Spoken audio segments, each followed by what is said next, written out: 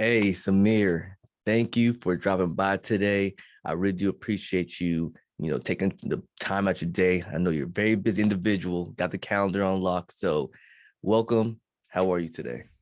Doing well, Tremayne, man. Thanks for having me. Happy to be here. No, like I said, it's a blessing to have you here right now because when I think of you, I think of someone that's very knowledgeable, you know, got their I's dots and their T's crossed, very on point, like I said, with that schedule and very knowledgeable what's going on in the real estate game. So I'm here to just find out a little bit more about you and what you got going on. And also for everybody else that's listening. But you're here today, you were born. What's been going on in the middle? Yeah, man. So I guess just to give a little background, we've been investing in real estate for the last 2 years. I wouldn't say I'm super knowledgeable. I'm learning every day. It's a life of an entrepreneur is always learning, growing, failing, right? It's in that not in that order. So, so no, it's been good so far.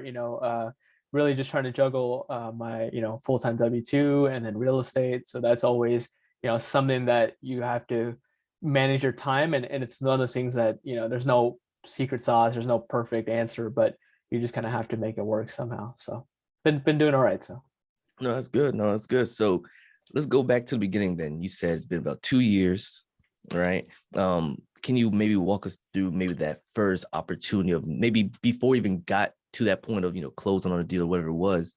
Give us an idea of like what made you actually start thinking about real estate and why you really wanted to get into it. yeah, so actually you're right. And it's 2 years ago is when we started the journey, or I mean, it started investing, but the journey really started before that, right? So I would say around 4 years is really when I started learning, about investing, the process of kind of money making money. I just remember Googling one day like how to make money, right? Like and after work, and just went down a rabbit hole, right? And just eventually stumbled upon a few blogs and a post, about this book that everyone talked about, and it was just, it's Rich Dad Poor Dad. And I, read that, and then that kind of changed everything, right? So learned more about real estate in that time, and I'm one of those people who I like to learn about things before I jump into them. So I spent like a year and a half to just learn, right, and just soak up knowledge. Still do, but in that time, just learning the basics. And that was kind of before I jumped in. And of course, that first property was out of state investing for us, which is a risk or a challenge in itself, but it was overcoming that mental hurdle, right, of not being able to touch, feel any of those kind of barriers of investing, and also a large sum of money, right? So a lot of those kind of were big roadblocks to overcome initially, but eventually pulled the trigger and haven't looked back. No, awesome, awesome. So you ran into the book that almost every real estate investor podcast has, read, right? They say it's like the investing Bible, right? Rich Mhm. Dad Poor Dad. Um, Funny thing about that book for me, my father threw that book my way, I think like back in like 97, something like that. And Wow. I'm like, what? I'm like 8 years, 9 years old. I don't know. I didn't touch that thing until I turned like like 27 possibly, Mhm. so it's been there for a while. And so you finally found it. Who actually gave you that book, or how did you find it? So it was just me like reading online, just Googling, going down the rabbit hole, and then found a few people that mentioned it. And I'll give you a background actually. I never really liked reading. You know what I mean? And it was funny because like in school and everything, I was always the person who was gonna spark notes and like just, like get through school by just getting the summaries, right? But I never liked reading much. Until I found that book. And then that kind of I enjoyed reading it. Like I couldn't put it down. When people say I can't put down this book, it's like that feeling, and that kind of got me more into reading and learning, and it was just I found what I liked, right? Right. But yeah, I found it just by other people sharing their stories. Got you. So it grabbed your attention. You just couldn't let that book down. You were basically thirsting for more knowledge after that Mm-hmm. point. I Awesome. remember I remember just I was living in DC at the time, and um I was broke because I just graduated from college. I, had debt and everything. So I was literally just like reading the book on my phone because I found the PDF somewhere. And I was just like on the metro, just like reading the book, and everybody else is just doing their thing. So Right. You just, like you said, anytime you can read that book, you will do it, right? So, yeah. and so since then, you've actually been reading a lot more books that are in the same realm of what finances, real estate?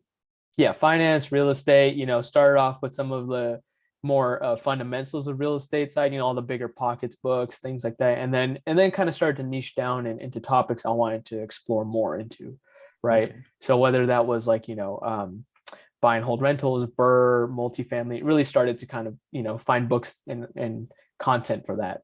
Right. Yeah. Bigger Pockets is a great source for literature, great forum as well to network with other individuals.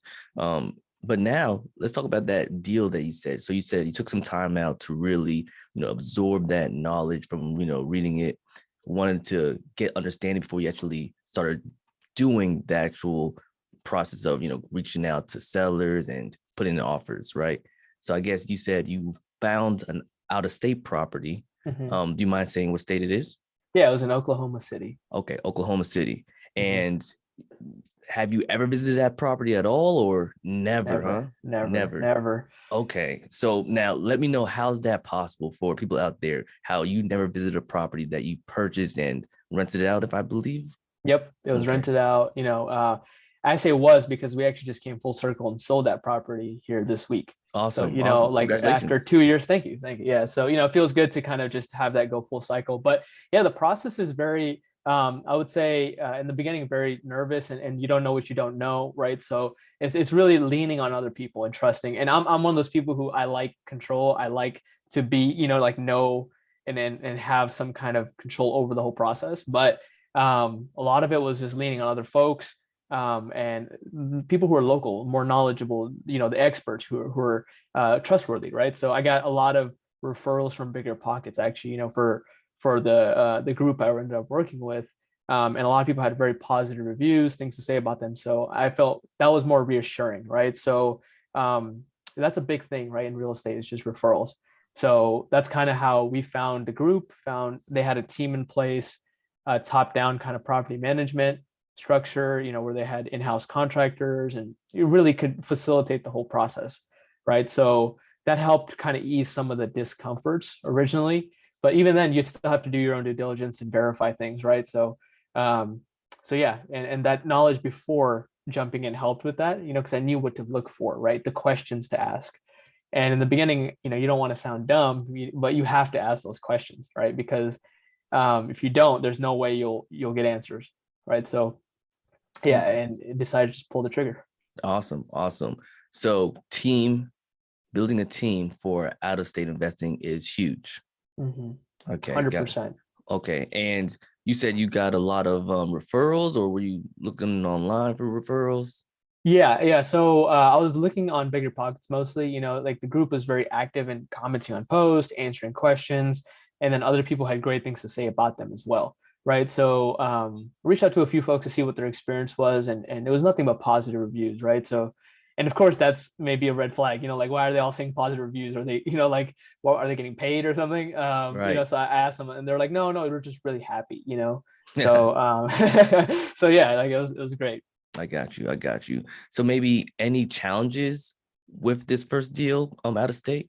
Yeah, so mostly it was just the mindset, right? The mindset to get over that hump, and it's one of those things that I talk to a lot of people in my network who we don't have a huge history of people I know that invest in real estate or invest, are super wealthy.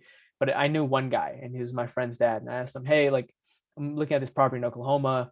What do you think? He told me like he was like he didn't have a good experience with long distance investing because he'd done it, right? And he was like, it's maybe buy something in your backyard, maybe it's too far, all these like objections. And it was a guy I looked up to a lot, right? So um, that was kind of disheartening. But at the same time, I was like, if I make this mistake, I make it now, right? Or I wait 20 years, I make this mistake, right? So I'd rather make this mistake earlier and younger than wait until it's more drastic, right? So that's kind of what propelled me. And I said, you know what, like, let's do it. What's the worst that's going to happen? Right. So you just put it all on the table. You bet on yourself and said, hey, let me, go through the life of hard knocks. If I'd rather learn from experience and, why not try now while I have nothing to lose. Right. And, see how it goes. And that's, I actually not recommend, but commend you for doing that. Because a lot of people actually, they get paralyzed by fear, right? Mhm. So looking back, would there be anything that you would change during that process? Like you said, you went full circle now, and I've heard hindsight is 2020.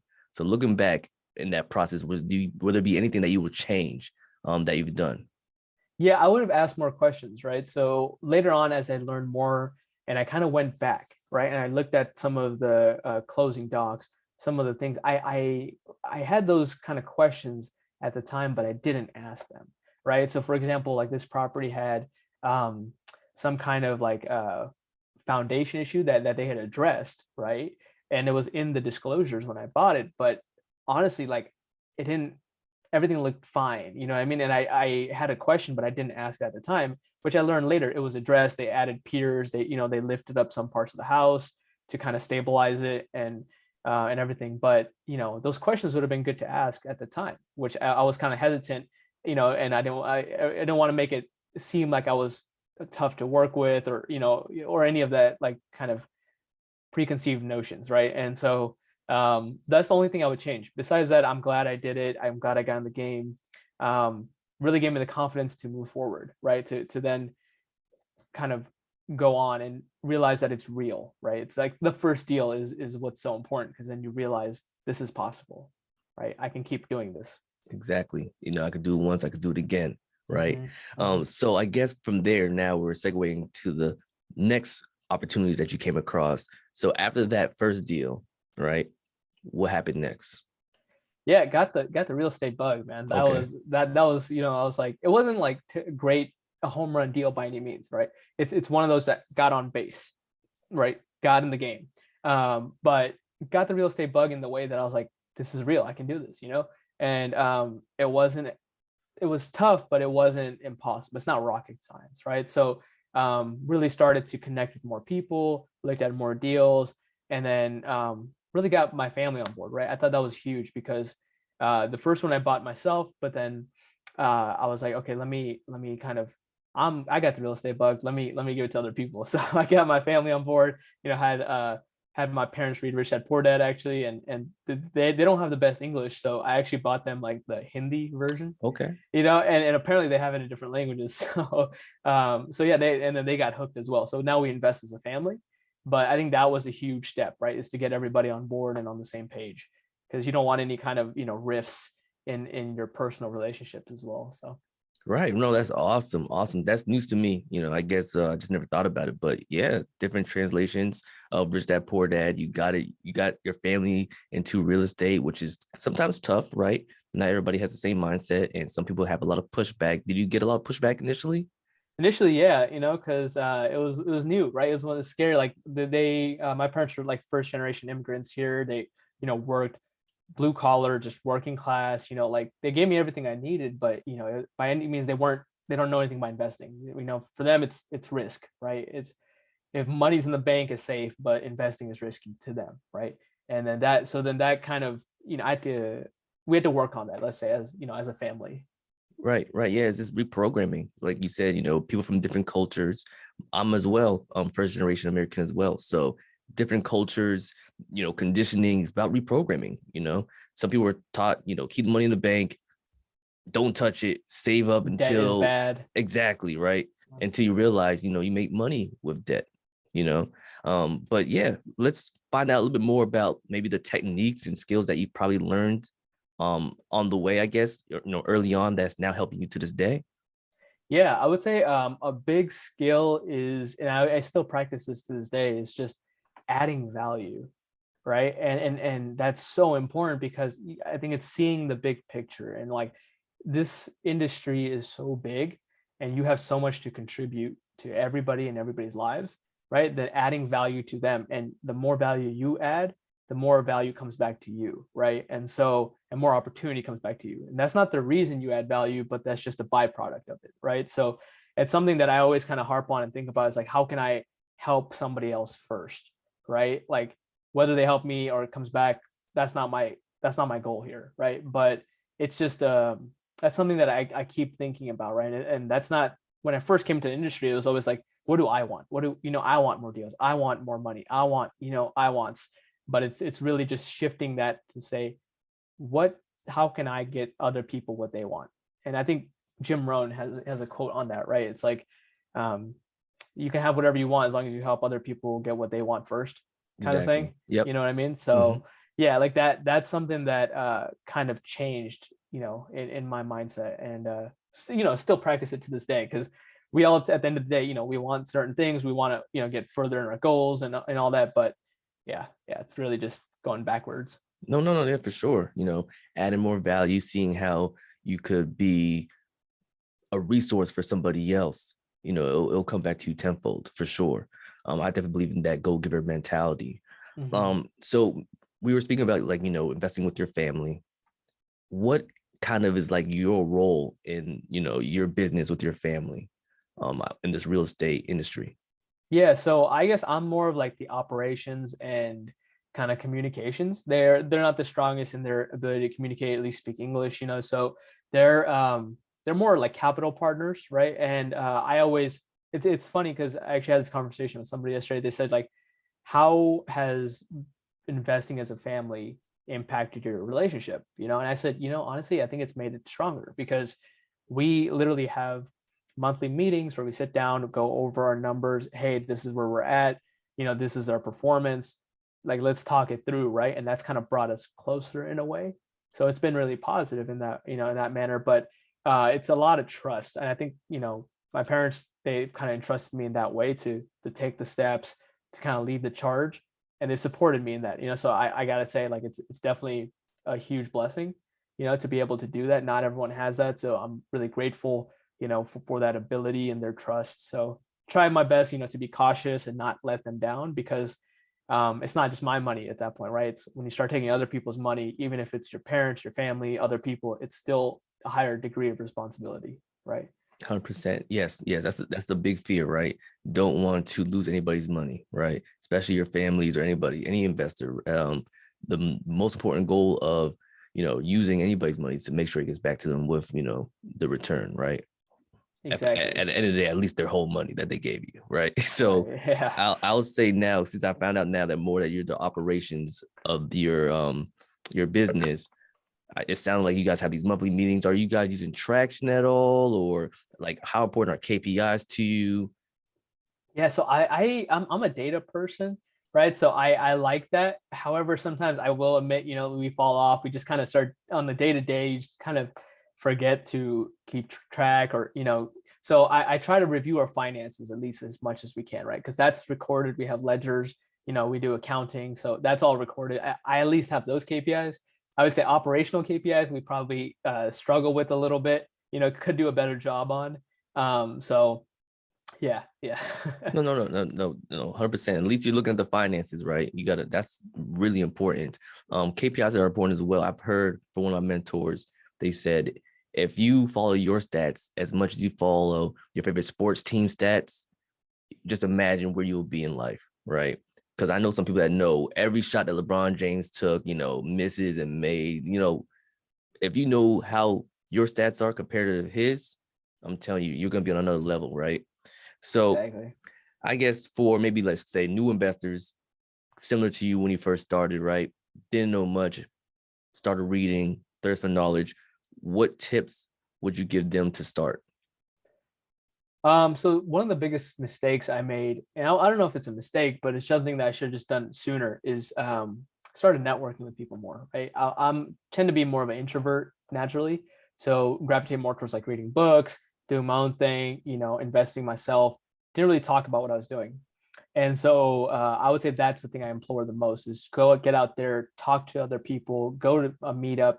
That's kind of how I met you in a lot of ways, right? And I met Omni and the kind of group at Wycurt, right? It's just coming to the network and meetings and just talking and learning from other people, right? And just introducing yourself, talking about what you're doing. You might be new, might not have any experience, but that's fine, right? Because you're just there. And then I would add to that is keep going, right? You're not going to maybe have a lot of traction, meet a lot of people on the first time, right? It might not be the most fruitful in that way, but the more you keep going to those meetings, let's say it's monthly, quarterly, whatever, the more people start to recognize you, right? The more the people you start to become part of the kind of collective, right? Your people see you as being a serious investor, rather than just somebody who's in it, and interested in it. So keep going, right? That's the biggest, I would say, takeaway, and just show up, right?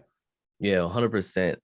One thing that I was actually trying to say earlier, in the beginning, you are a serial networker. I believe you are a man of many resources, right? If you need somebody that does this or does that, Samir knows who that person is. He'll point you in the right direction for sure. So yeah, networking is key, right? It's not really about who you know, but who know you, right? So then, like you said, getting close to people, proximity, finding out how can you add, value or resources to that individual as well, right? All right, so right here now, this is kind of where we get a little bit more into who you are, right? So quick question. I'm gonna ask you a question, just fill in the blank at the end, right? All right. So first sentence will be, I am an avid Reader. reader. Okay, got you. Anything you're reading right now? I am actually reading this book called Passive Investing in Commercial Real Estate. Nice. Yeah. That's awesome. That's awesome. Okay, we'll get a little more into that one as well. Definitely know that's something that you're really, really passionate about is commercial real estate. So the motto or phrase that you live by. The way you do something is the way you do everything. Got you. Okay, I like it. And we probably touched a little bit on your first deal about this one, but maybe just in general, if there was anything that you had to, do all over again from the beginning, what would you do differently? In this deal, or the And first deal? everything. This is like in general, in real estate. Apply what I've learned, right? So there's so much of what I did where I was reading in the beginning, just absorbing content, absorbing knowledge, right? And that's great. You learn a lot of things, but if you don't apply it and take action, it's meaningless, right? So there's a lot of things that I did in that way where I go back now and I reread things. I'm like, I didn't even take action on this, like I read the book Traction, for example, right? And I didn't take action on it. And the word action is literally in the title. Right. So I, you know what I mean? So it's just take action on what you have learned. Got you. No, 100%. Yeah, that's like you said, when you first got into the game, you wanted to, feel very secure and that you know what you're doing before you actually made that first step, right? And that's what a lot of people do. And it's reasonable, right? Some people are afraid to look like they don't know what they're doing or they get embarrassed, right? But to be honest, just taking that first step and then, when you hit that wall, figuring out what you could do next is probably best. So like you said, once you get the knowledge, try to apply it as soon as possible instead of just sitting on it. You Awesome. will forget. Oh yeah, there you go. Future goals that you're working on this year. This year is to take down our 3 multifamily properties. That's our goal for this year.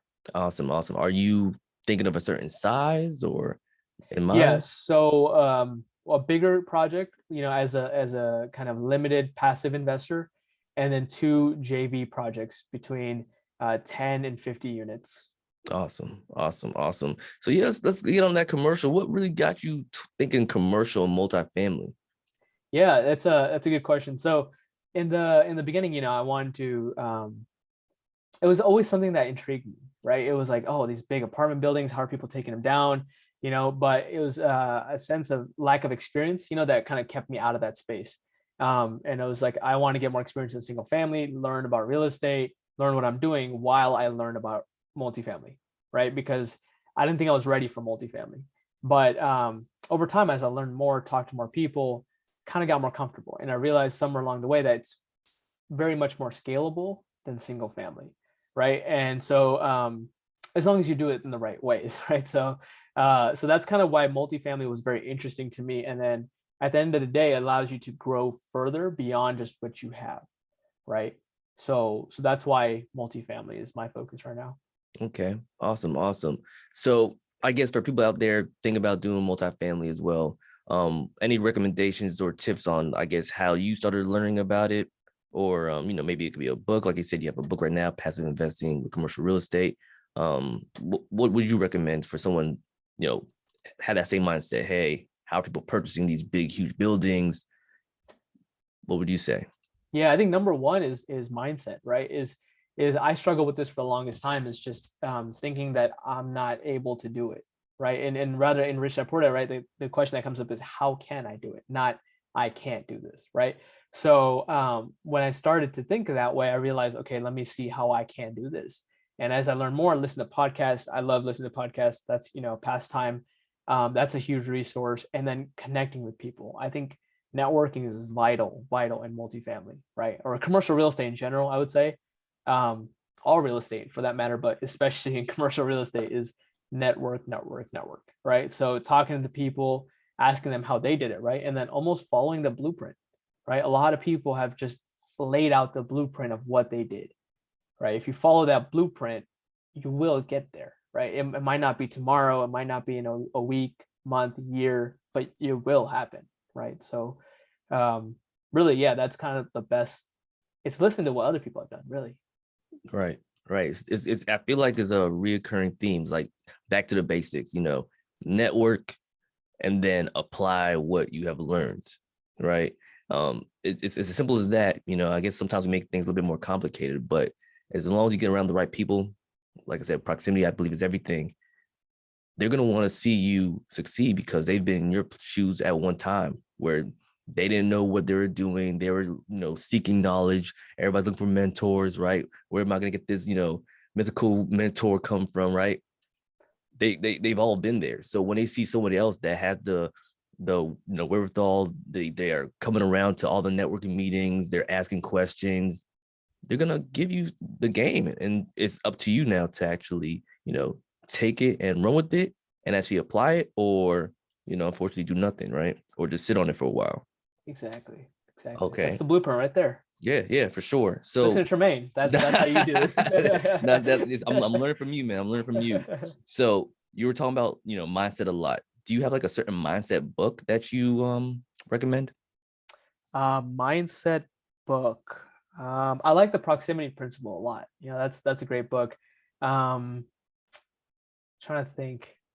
Yeah, I would say that's probably the one that just comes to mind right now. Okay. I guess maybe in general, do you have anything outside of real estate that you're reading? I really like The One Thing by Gary Keller. That's one of my favorite books, actually. And just I'm one of those people who always has ideas and things that are always popping in, like trying to go in different directions. So The One Thing really helped me a lot in terms of, it's a productivity book at the end of the day, but it's really, just about outlining a path. And then what's that one thing that you can do next, to get you closer. It doesn't have to be, getting to the end goal, but just what's a small step that you can take right now to get you closer. Right. And so I always think about it in that manner. Okay. Yeah, for sure. Focus. Now outside of real estate, Samir, I know, you're all in, 100%. Like what are your hobbies? What else are you doing? Or is this all you do all day long? Eat, breathe, sleep, like what else are you doing? It feels like that sometimes, right? My family thinks that as well. They're like, you do anything else? Right. But I actually help my my now fiance with her catering business, so Awesome. she's a pastry chef. Nice. And her and her mom run a catering business for Indian food and pastry kind of goods, right? So I help a lot in that regard. I go over to their house and kind of prep or do whatever is asked of me, right? So so that's what I do in my in the weekends and in the downtimes. Yeah, man. Definitely plug that name out there. What's the name of the business? Yeah, it's a CDK. It's Catering and Decreations is their business. Awesome. And you said located in Northern Virginia or? Northern Virginia. Yep. Yeah, Fairfax County, Loudoun County, anywhere in this kind of like Nova area. Yeah, awesome. They deliver and they do a lot of cool stuff. So. Okay, awesome. So what they have you doing? Are you pretty good at what you do, or I'm good enough where they keep asking for my help, right? Okay, there you go. That's all you need to do. It's more just like prep work, right? And so anything like chopping, cutting, and kind of that stuff. Okay, awesome. Yeah. Anything else other than that, or? It's mostly that, and then really spend time with you guys, at Wykert. That's always fun. But yeah, that's mostly what I'm doing these days. I got you. I understand, man. There's so many hours in a day, right? So exactly. Congratulations once again, like you said, new fiance, right? So when are they coming up soon? Yeah, I guess we'll see. We just got engaged, so All right. I'm you not gonna rush. know, No, I'm not gonna rush yeah, you. I'm not gonna I haven't rush you. planned it just yet.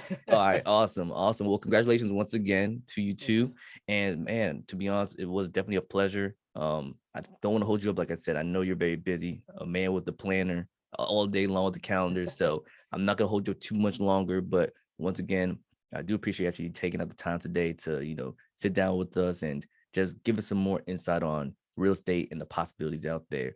Hopefully we could do this again soon. Definitely, man. Thanks for having me again. No, I This has appreciate been you. great. No, I appreciate you, boss. You take care. All right. All right, man. Peace. Peace.